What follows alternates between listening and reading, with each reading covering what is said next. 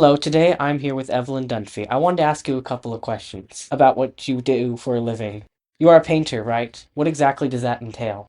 Well, I've been primarily a watercolor painter, something I wanted to do for a very, very long time. And like many people, life took over and a lot of other things happened along the way. But finally, I did start painting. And so I've been painting professionally for the last 28 years. And it's been a wonderful career, which I highly recommend. You used to work at Pepsi. What changed your life to want you to become an artist? Well, yeah, actually, I thought I was an artist when I was a little girl. Really? My mother says that I told her that when I grew up, I was going to be an artist and travel the world, and I was never going to work in an office.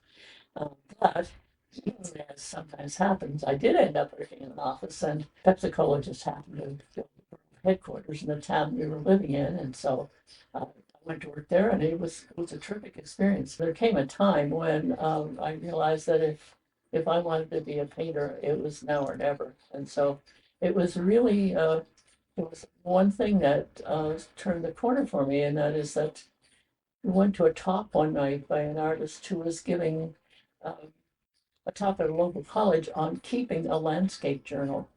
And I sat in that audience and looked at this screen of this woman sitting in a canoe painting the mountain. And I wanted to do that so badly I could have cried. So the next Tuesday night, I signed up for a watercolor class in town, and that was the beginning. What town was that you were living in? At the time, we were living in Brunswick, Maine. We had moved there from Westchester, New York. Okay. I heard you did something with Mount Katahdin and Baxter State Park. How did that happen? What came out of that? Well, it began because after I'd been painting for a couple of years, I realized that if I wanted to do this professionally, I needed to focus on a subject or a theme, something that was important to me, because up until then I was painting everything I liked. It didn't matter what it was. If I liked it, I painted it. And I had started going to Katahdin almost as soon as I started painting. As much as I love the seashore, I really wasn't passionate about painting it. And so, because I'd been going to Katahdin and people began to see and recognize my Katahdin paintings, when the state of Maine made a decision to try to raise $14 million in private money to buy 6,000 acres of wilderness and this beautiful lake, which Katahdin was reflected in that lake. It was an absolutely gorgeous place, and it's where I've been going since the beginning. Um, Someone who was involved with the Department of Conservation contacted me and asked me if I would like to bring up some paintings to Augusta to speak to the commission, Conservation Commission, who were going to be undertaking this fundraising effort. And since I had decided to focus on Katahdin, I already had 7 or 8 Katahdin paintings, and so of course I was thrilled. I took my paintings and off I went to Augusta to meet with the committee and talk to them. And it was all very it was sort of up in the air about how they were going to go about doing this, but they knew they wanted to raise this money privately. And so their idea for me was that they would use my paintings to show potential donors what they were being asked to save, because if the state didn't buy it, this land was going to be bought by any number. There were many groups of people who wanted to buy the 6,000 acres and develop it in who knows what way. And so the Department of Conservation and then the Trust for Public Land got involved, and the idea was to keep it uh, safe from development and add it to Baxter State Park, which would mean wilderness forever. Would you say Katahdin and Baxter State Park were important to you before you started working with that and before you started painting? Yes, absolutely, because I've always just really been drawn to the north, whether it was north in Canada or north in Maine.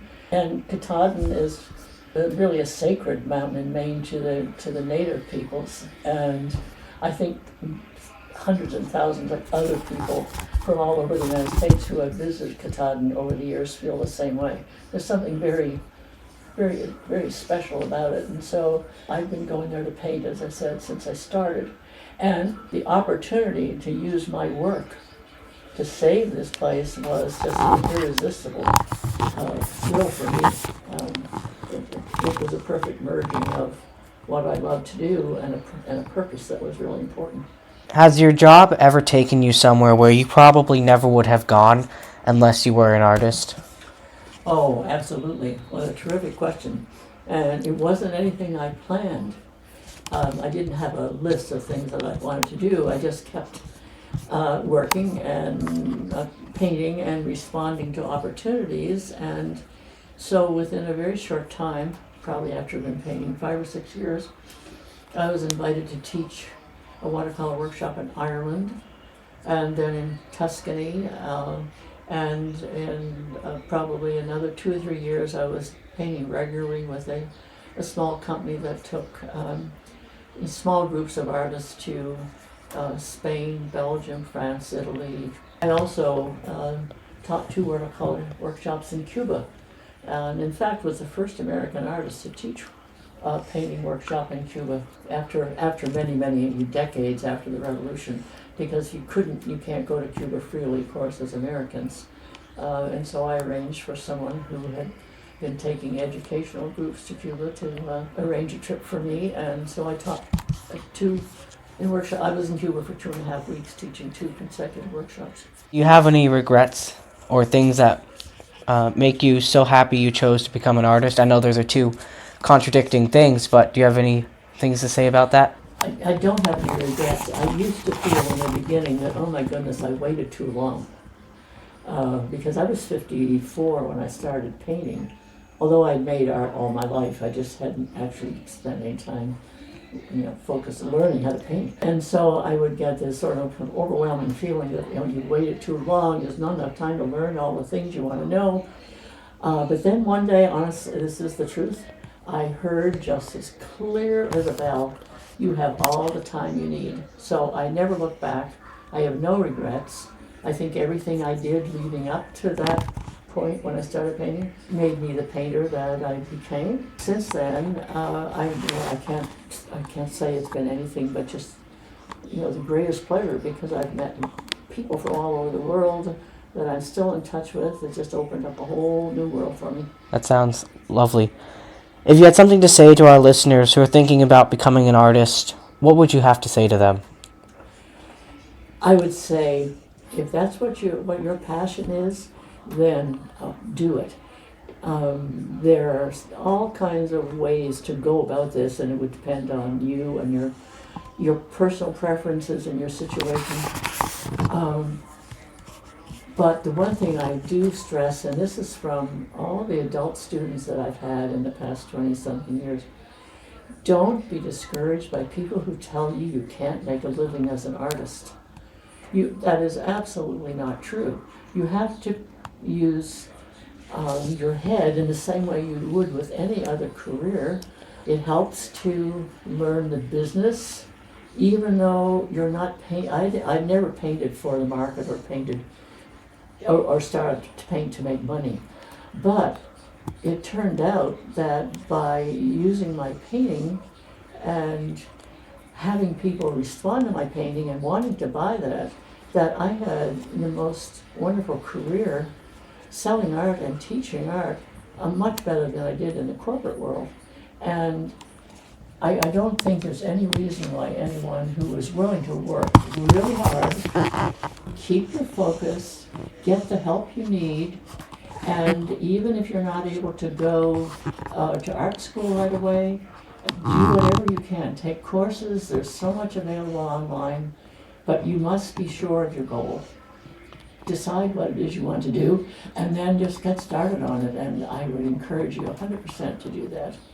Last question. What's the biggest challenge that you had to overcome to do what you do today? Oh my, well, I think actually my biggest challenge was the initial first step.